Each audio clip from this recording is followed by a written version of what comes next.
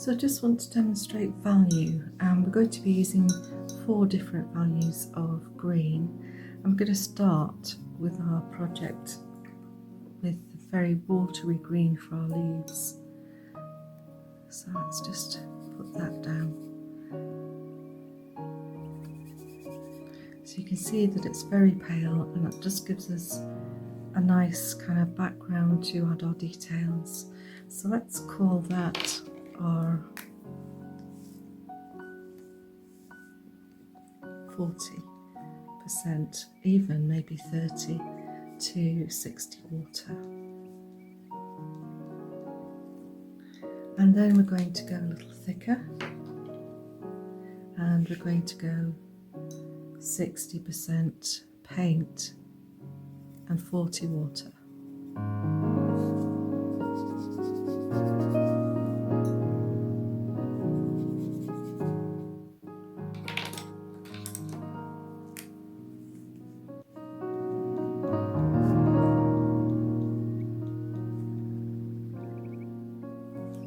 Oh, I love want to see green. It's beautiful, isn't it?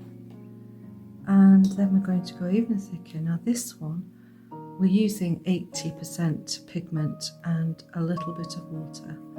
So it's still moving quite well, but it's very, very pigmented.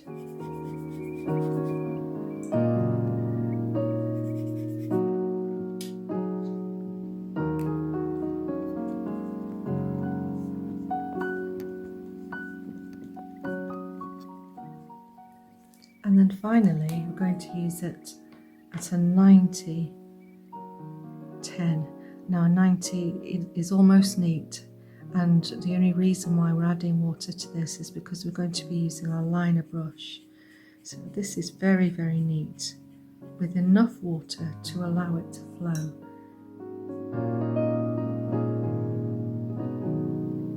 So if we go back to our liner brush just to demonstrate this, we want this to be very thick because we're going to be adding nice details to the leaves, but we also need it to move because a liner brush is quite a thirsty brush. It runs out of pigment and water very quickly.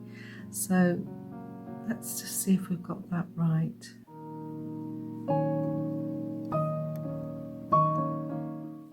Yeah.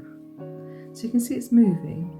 If it's too sticky, just add a tiny bit of water to it. But we're kind of just trying, oh, there's quite a blob there. Just trying to get a little bit of movement with the brush, but it's very, very thick. So let's call that our 90%, 10% water. Now, I think we should do a Scottish version of this. I know artists have their own way of describing values, and I think it would be fun to do a Scottish one. So if any of you have suggestions, the only suggestion I have so far is one's porridge, but then that's not very conducive to painting, I don't think. But I'm determined to come up with my own little way of describing this. But in the meantime, hopefully that it clarifies the different values that we're going to be using today.